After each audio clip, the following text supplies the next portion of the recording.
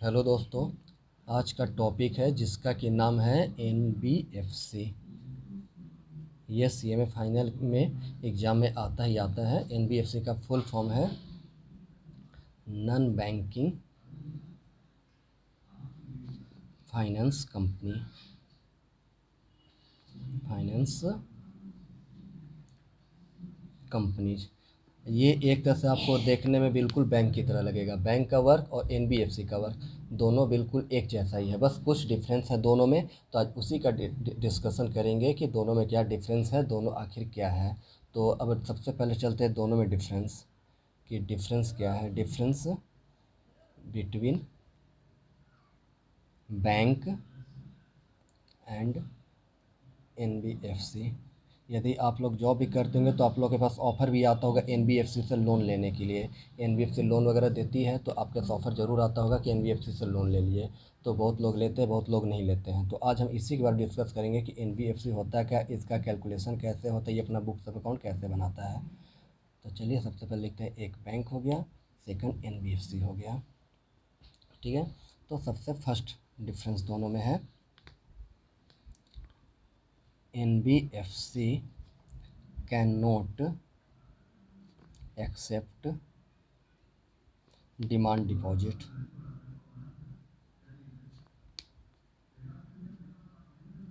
whereas bank accept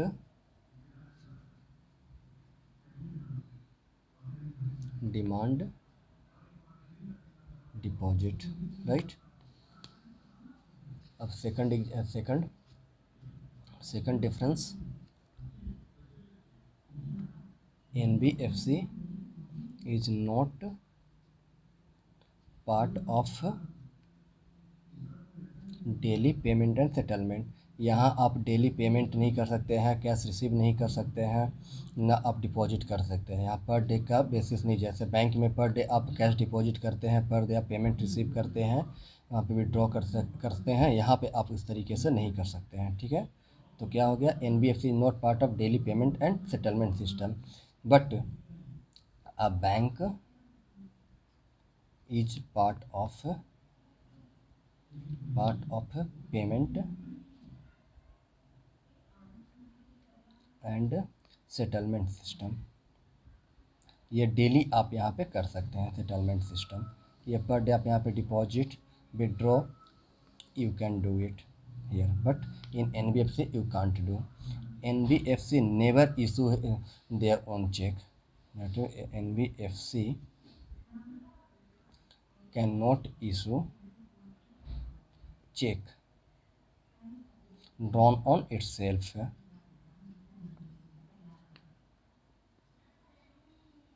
but आपके पास check होगा ही, तो आप देखते हैं कि बैंक का नेम लिखा रहता है, तो बैंक कैन इशू। नॉर्मल जो भी चेक होते हैं उसमें बैंक का नाम रहता है, किस बैंक से चेक इशू किया हुआ है।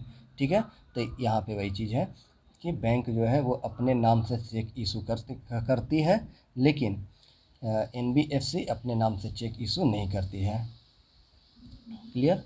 और एक और लास्ट पॉइंट है, फोर्थ पॉइंट, DICGC। क्या है, DICGC, या इसे कह सकते हैं ECGC is not available for NBFC, but DICGC या ECGC facility is available for bank.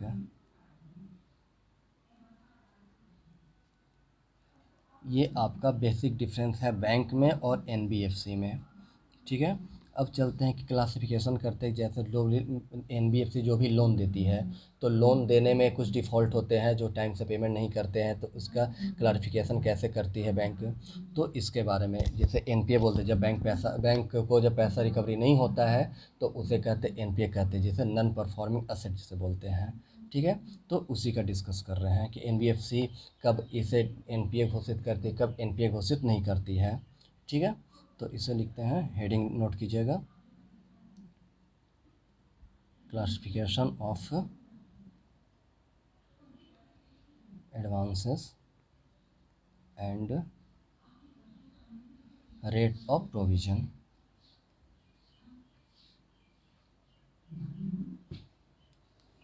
ठीक है, अब इसमें आप फर्स्ट पॉइंट नोट कीजिएगा,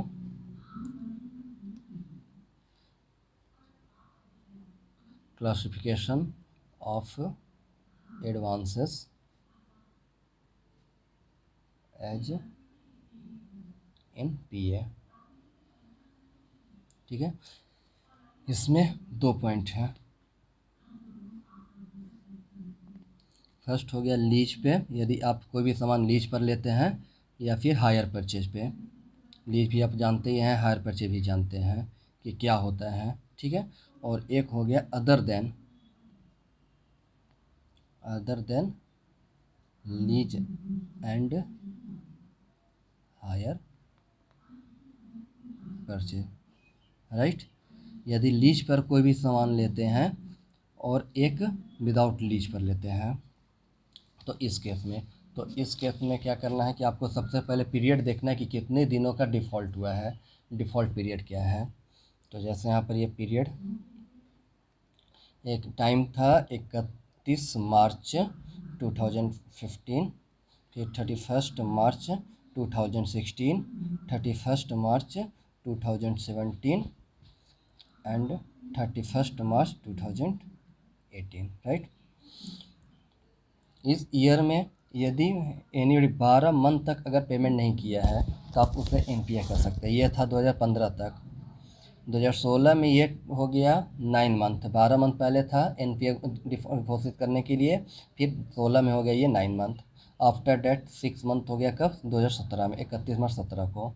और इसके बाद 31 मार्च 18 को ये 3 मंथ कर दे, जो कि बैंक के इक्वल है। बैंक भी 3 मंथ के डिफ़ॉल्ट पे एनपीए घोषित करती है, एनपीए भी 3 मंथ पे एनपीए घोषित करता है। दोनों में बिल्कुल सेम ही चल रहा है। इसी प्रकार अब अदर देन हायर परचेज पे चलते हैं। तो यहाँ पे क्या था, 31 मार्च 15, 31 मार्च 16, 31 मार्च 17 एंड लास्ट 31 मार्च 18। ठीक है, तो यहाँ पे जो 12 मंथ था, यहाँ पर ये है 6 month, 5 month, 4 month and 3 month. Clear है, तो यहाँ 3 मंथ हो गया हायर परचेज और लीज के लिए भी, और other than hire purchase lease के लिए भी 3 मंथ हो गया। इधर 2018 से बिल्कुल सेम चल रहा है बैंक में भी और एनबीएफसी में भी। और एनबीएफसी का लीज हायर परचेज हो या फिर other than lease and hire purchase हो, सभी में अब 3 मंथ का डिफ़ॉल्ट पीरियड पे एनपीए चलता है। क्लियर है, अब ये हो गया आपका। अब सेकंड पॉइंट आते हैं, जिसमें कि सब स्टैंडर्ड। एक पॉइंट होता है सब स्टैंडर्ड, कि सब स्टैंडर्ड कभी एक एनपीए हो गया, एक स्टैंडर्ड होता है, एक सब स्टैंडर्ड होता है। ठीक है, तो अब चलते हैं सब स्टैंडर्ड पे। सेकंड पॉइंट हो गया सब स्टैंडर्ड। ये बिल्कुल टाइम पीरियड को याद रखिएगा, कारण कि एग्ज़ाम में क्वेश्चन आएगा, इससे आता ही आता है सीएमए फाइनल एग्ज़ाम में। तो आप उस टाइम पे आपको ये अमाउंट और डेट ध्यान में रखना होगा। इसमें कुछ परसेंटेज आगे बताएंगे, वो सारा परसेंटेज भी आपको बिल्कुल माइंड में रखना होगा। ठीक है, तो ये हो गया सब स्टैंडर्ड के लिए। तो सबसे पहले 31 मार्च 15, 31 मार्च 16, 31 मार्च 17 एंड लास्ट 31 मार्च 18। ठीक है, period here is 18 month, here is 16 month, 14 month है, हियर 12 मंथ। 12 मंथ के बाद आप सब कॉन्ट्रैक्ट को आप सब स्टैंडर्ड में आप ऐसे डाल सकते हैं। और इसके बाद लास्ट है आपका डाउटफुल, थर्ड पॉइंट है जिसे बोलते हैं डाउटफुल। क्वेश्चन सॉल्व लगाएंगे तो उस टाइम पे आपको ये ज़्यादा क्लियर हो जाएगा, डाउटफुल डेट। ठीक है, यहाँ भी 31 मार्च 15, 31 मार्च 16, 31 मार्च 17, 31 मार्च 18। पीरियड ये 31 मार्च को 18 मंथ है, 16 मंथ है, 14 मंथ है एंड 12 मंथ। क्लियर, अब ये जो लिखे हैं, अब इसका कंक्लूजन, ये समरी था, अब कंक्लूजन इसका चलते कि कंक्लूजन क्या कहता है ये। कंक्लूजन नोट कीजिएगा। डेट अभी जो आपको बताएं कि 31 मार्च 18 के बाद और दोनों में डिफरेंस नहीं है, तो डेट मीन्स 1/4/18 से आपका फाइनेंशियल स्टार्ट होता है। तो यहाँ पे 1/4/18 से नोट करेंगे। ऑन और after 1 April 2018 there is no difference between bank and NBFC with regard to following। इन केसों में दोनों में कोई डिफरेंस नहीं, नो डिफरेंस, कोई भी डिफरेंस नहीं है। तो क्या क्या है? तो फर्स्ट हो गया क्लासिफिकेशन ऑफ NPA,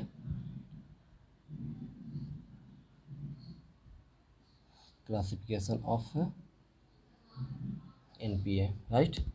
अब सेकंड हो गया क्लासिफिकेशन ऑफ सब स्टैंडर्ड, ठीक है, जो ऊपर पॉइंट बता चुके हैं। फिर classification of doubtful and last classification of loss asset.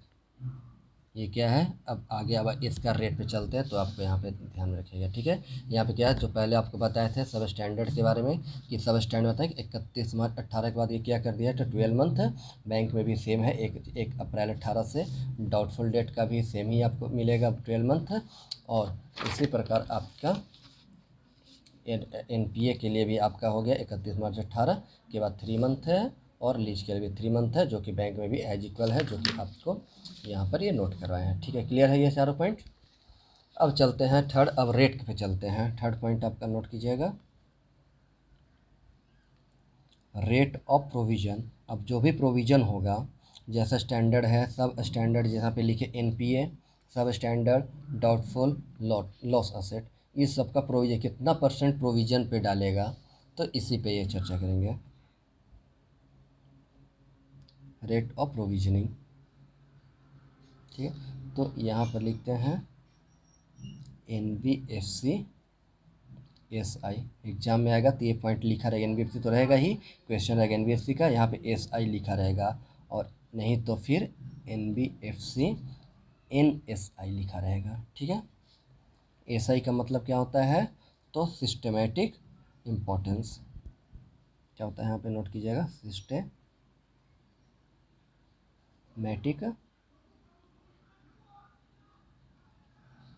Importance. और इसका और NSI का हो गया none systematic importance, right.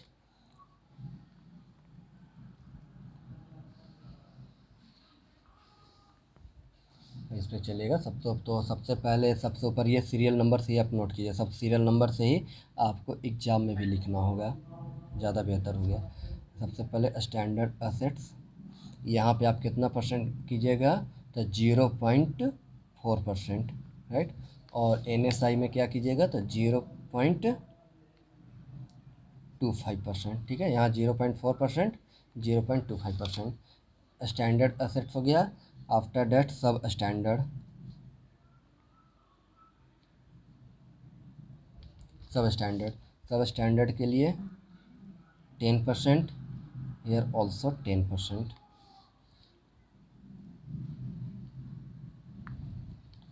Unsecured doubtful, secure नहीं डाउटफुल होगा कि नहीं, 100%। यदि सिक्योर नहीं अनसिक्योर है तो 100% आप इससे प्रोविज़न कर सकते हैं। इसके बाद फिर हो गया किस, ये हो गया अनसिक्योर डाउटफुल है तो 100%। आफ्टर डेट सिक्योर डाउटफुल है, यदि अनसिक्योर है तो 100% आप ले लिए। अगर ये सिक्योर रहा, ठीक है,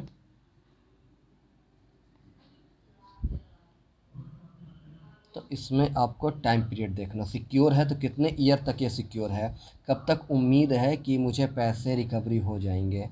तो अप टू 1 ईयर अगर है, ठीक है, तो यहाँ पर हो जाएगा आपका 20%, यहाँ भी आपका 20%। 1 year to 1 year to 3 year, तो यहाँ पे 30%, here also 30%, more than 3 year, more than 3 year 50%, year also 50%, यानी कि यदि 1 ईयर से अप टू 1 ईयर है 20%, 1 year to 3 year 30%, more than 3 year तो 50%। अब यदि लॉस असेट्स हैं, loss asset debt is 100%, here also 100%, ठीक है।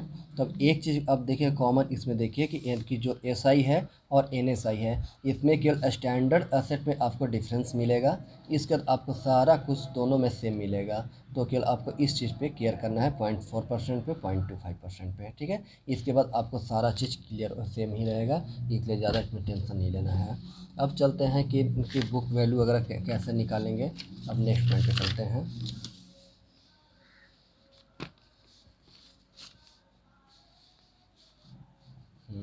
अब चलते हैं एनबीएफसी, ये हो गया 4th point.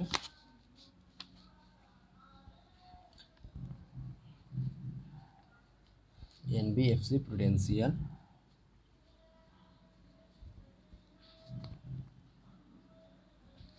Norms for additional provisioning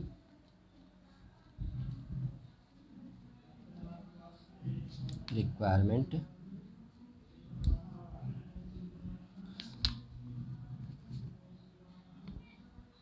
in case of lease and hire purchase, ठीक है। क्या है NBFC prudence norm for additional provision requirement in case of lease and hire purchase. तो इसमें पॉइंट नंबर ए हो गया calculation of net book value.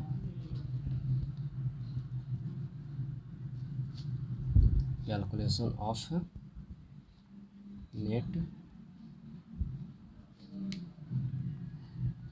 Book value. तो इसमें सबसे पहले क्या लिखेंगे,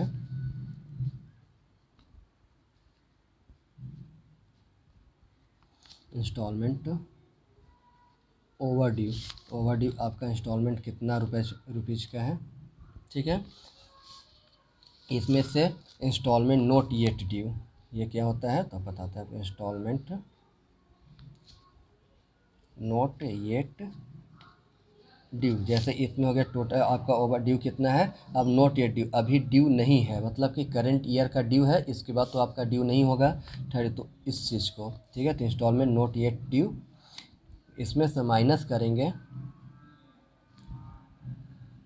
इंटरेस्ट ऑन इंस्टॉलमेंट,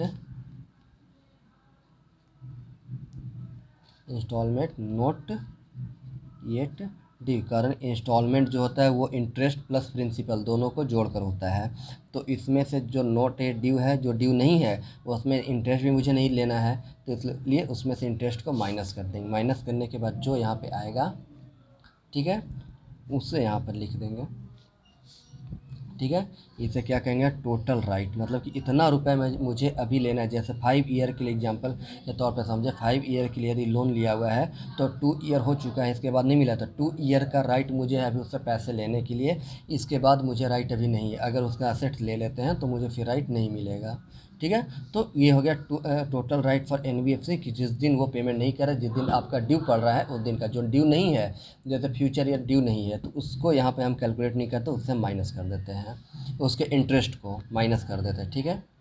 अब इसमें से एक्चुअल मेरा लॉस कितना हुआ है, दैट मीन्स 2 ईयर यदि एसेट को यूज किया गया तो 2 ईयर यूज करने में एसेट की वैल्यू कितना डिक्रीज हुई है, क्या डिप्रिसिएशन चार्ज हुआ है, कितना एसेट की वैल्यू बची हुई है। जैसे 4 लाख का मशीनरी है तो दो साल यूज करने उसकी वैल्यू 4 लाख, तो एक्चुअल तो होगी नहीं, डिप्रिसिएशन चार्ज आप करोगे ही, तो ये कितना आपका लॉस हो रहा है, ठीक है। तो ये आ गया आपका नेट बुक वैल्यू। ये आपका प्रॉफिट भी हो सकता है, लॉस भी हो सकता है, ज़्यादातर प्रॉफिट ही होता है कुछ पैसे का। तो ये हो गया आपका नेट बुक वैल्यू, ठीक है। अब ये है कि लॉस, एक्चुअल लॉस मेरा क्या है। अब नीचे लिखते हैं कि एक्चुअल लॉस कैसे कैलकुलेशन करते हैं, ठीक है। बी पॉइंट हो गया। Calculation of actual loss. ठीक है, तो एक्चुअल लॉस के लिए सबसे पहले टोटल राइट ऑफ एनबीएफसी। ठीक है, कितना रुपए का, इसमें से बुक वैल्यू ऑफ असेट, आज असेट की बुक वैल्यू कितना आएगी, ये कैसे निकालेंगे बुक वैल्यू। एसेट्स 2010 में परचेज किए हैं, आज 2012 है, तो 2012 में बुक वैल्यू एसेट्स की क्या आएगी। तो इसके लिए सबसे पहले लिखते हैं हिस्टोरिकल कॉस्ट, कितने में मशीन को परचेज किए थे, हिस्टोरिकल कॉस्ट ऑफ मशीन, इसमें से माइनस कर देंगे। ये आपका परसेंटेज बिल्कुल फिक्स है 20%। 20% डिप्रिसिएशन आपको एसएलए मेथड से करना है, डिप्रिसिएशन पर एनम, ये आपका 20% बिल्कुल फिक्स है। जितना आपका हिस्टोरिकल कॉस्ट है 20% एसएलएम के इस पर एनम आपको डिप्रिसिएशन चार्ज करना है। ये आपका जो 20% फिक्स किसने किया है, तो आरबीआई, प्रिस्क्राइब्ड बाय आरबीआई के द्वारा ये बिल्कुल फिक्स किया हुआ है। ठीक है, 20%, इससे माइनस कर, टोटल राइट मेरे पास कितना है लेने के लिए, इसमें से book value of asset minus कर देंगे, जो कि हिस्टोरिकल को जितने परचेज किए थे और जितने 2 ईयर यदि रखे, तो 4 लाख का मशीन है तो 2 साल में हो गया, तो 40,000 per year multiply 2, that means 80 year. ठीक है, तो 2 साल का तो 4 लाख का 80,000 20% हो जाएगा, और सेकेंड ईयर ऑल्सो, तो 80,000 प्लस 80,000 डेट में 1,60,000 माइनस कर देंगे तो क्या आ जाएगा आपका, तो 2,40,000। ठीक है, तो यहाँ पे हम माइनस कर देंगे, तो बस ये आपका जो आ गया, यही आपका आ गया टोटल एक्चुअल लॉस। यही एक्चुअल लॉस आपका यहाँ पर, एक्चुअल आपका लॉस आपका यहाँ पे आ जाएगा। क्लियर है। अब चलते हैं एडिशनल प्रोविज़न, ये आपका लास्ट पॉइंट है, इसके बाद आप प्रैक्टिकल इसके बाद आप लगा सकते हैं। रेट ऑफ एडिशनल प्रोविज़न,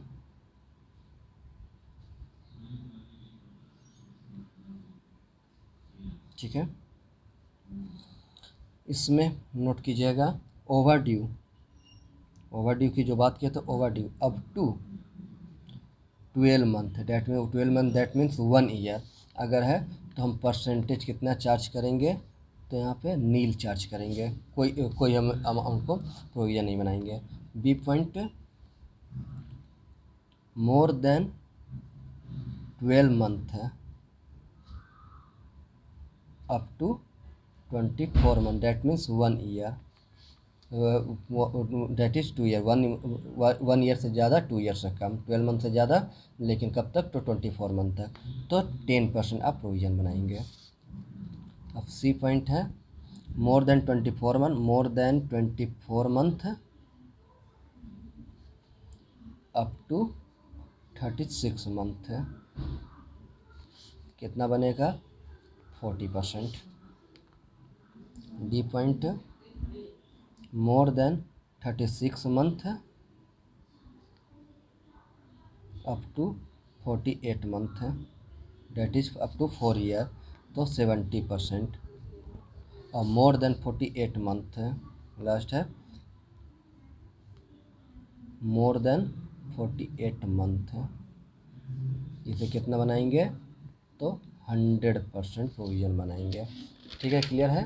तो ये आपका हो गया क्लियर। अब चलते हैं, अब आपको एक एग्जांपल दिखा देते हैं कि कैसे करेंगे। हाँ, आप इस क्वेश्चन को देखिए, इसमें क्या लिखा हुआ है। इसमें लिखा है कि while closing its books of account on 31 March NBFC has its advances classify as follow. सबसे पहले क्या है, standard asset, sub standard secure portion of doubtful debt up to 1 year, 1 year to 3 year, more than 3 year, unsecure portion of doubtful debt और loss asset. ठीक है, तो इसका निकालना है, calculate the amount of provision which must be made against advances. तो ठीक है, तो इसके लिए हम जो बताए थे क्या है, सबसे पहले स्टैंडर्ड असेट, तो स्टैंडर्ड असेट पे कितना बताए थे, 0.4%। ठीक है, तो इतना का 0.4% आप निकाल देंगे। फिर सब स्टैंडर्ड है, तो सब स्टैंडर्ड का क्या बताया था आपको, 10%।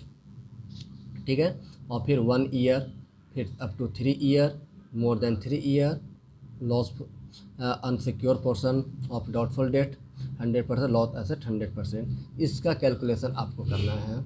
ठीक है, तो आप जो फॉर्म जो आपको बताए थे यहाँ पे, बिल्कुल आपको इसी के अनुसार आप फॉर्मूला बैठाएंगे तो बिल्कुल आ जाएगा। ऐसे इसका सॉल्यूशन नेक्स्ट वीडियो में आपको देंगे। ऐसा आपको देखना है तब इसमें भी सॉल्यूशन दिया हुआ आप यहाँ पे भी देख सकते हैं। ये देखिए पॉइंट पर सिक्योर स्टैंडर्ड असेट का क्या है 0.4%, 0.4%, सब स्टैंडर्ड का 10%, up to 1 year 20%, 1 year to 3 year 30%, and more than 3 year 50%, loss asset 100%, unsecure portion 100%। ठीक है, और ये सब निकालने के बाद इसको ऐड ऑन कर देना है। ठीक है, ये हो गया आपका एसआई के लिए। और एनएसआई होगा तो एनएसआई में आपको केवल यहाँ पर 0.4% के जब 0.25% आ जाएगा। ठीक है, तो एनएसआई के लिए आ जाएगा और 0.4% आपको एसआई के लिए आ गया। ठीक है, बस इस तरीके से करना। तो नेक्स्ट वीडियो में आपको इसका जितने भी क्वेश्चन है ये मॉड्यूल में दिया हुआ है, ये सारे मॉड्यूल का सॉल्यूशन आपको नेक्स्ट वीडियो करेंगे।